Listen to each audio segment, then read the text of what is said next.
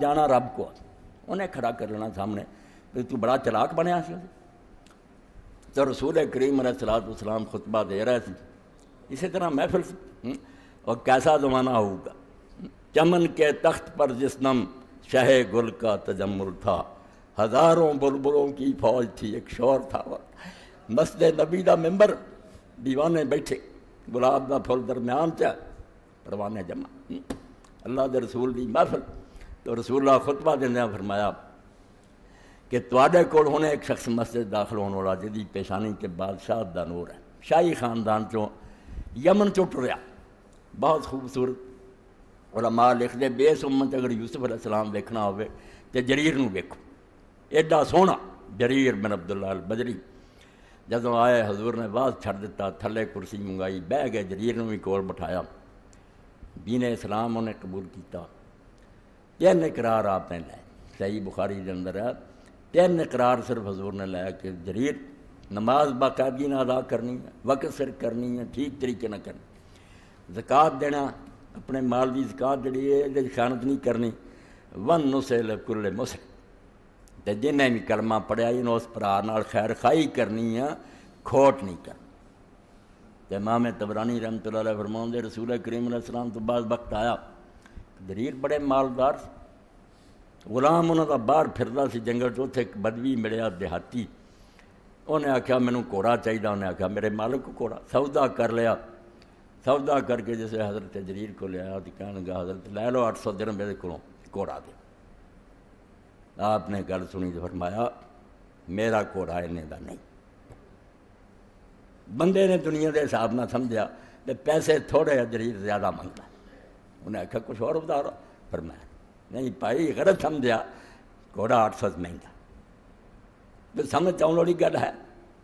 کسی کی کھوپڑی سما سکتی دنیا یہو جہ بھی لوگ رہے جڑے ایڈا سودا کرتے 600 فرمایا نہیں 400 نہیں 200 سے گل آئی فرمایا ہاں 200 روپیہ دے دے گھوڑا لے لوگوں نے آخیا جریر ایسا الٹا کام فرمایا جدو اللہ دے رسول اللہ بیعت کیتی سی نا اس جڑا آخیا سی ون نسل کل مسلم ہر مسلمان دی خیر خائی کرنی ہے یارو وعدہ جڑا سی وہ بیڑا کر کھولا پیسے نو کی کرنا سی اور میرا ادھر وعدہ ختم ہو جانا سی میں ایک مسلمان نہ خیر خائی نہیں سی کر رہا توکھا کر امام ابن حجر رحمۃ اللہ علیہ تہذیب و تہذیب لکھ دے اللہ دے ایک نیک بندے بہت حدیثاں دے راوی یونس ابن عبید ایڈا نیک سی بھی فرماؤں جے کسی علاقے کی دعا نہ سنی جانی تے لوگوں نے پھر حوالہ دینا اے یونس بن عبید دے رب پھر یہو جہ بات کرنے والے بندے انہاں دا رب ہے اللہ سن نماز پڑھن چلے گئے بھتیجا دکان تے بیٹھا سی دکان سی کپڑے کوئی دیہاتی آیا کپڑا دتا انہوں خوش خوش لے کے تریا چلنا آپ نماز پڑھ کے نکلے بازار ویکھیا انہوں آخیا کپڑا کنے دا لے آئی پہچان لیا دکان اپنی انہیں آخیا انہیں نال لیا اور بھتیجے نو آ کے آخیا یونس کی ساری عمر کی محنت جڑی سی انہوں تو برباد کر دینا لگا میرے مال کے اندر حرام لاتا تینوں نہیں پتا بھی اسی انہیں دا نہیں بیچتے ہونا جی انہوں پوچھ لو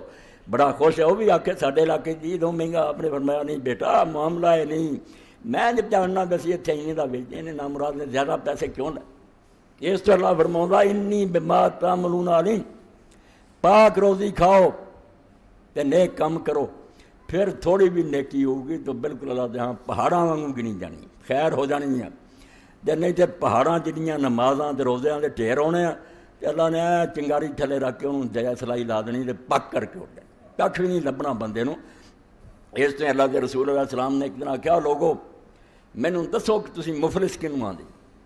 غریب کنگال لوگوں نے آخیا اللہ کے رسول جس کو درہم اور دینار نہیں روپیہ پیسہ نہیں دنیا کے حساب نہ ہی کر فرمایا نہیں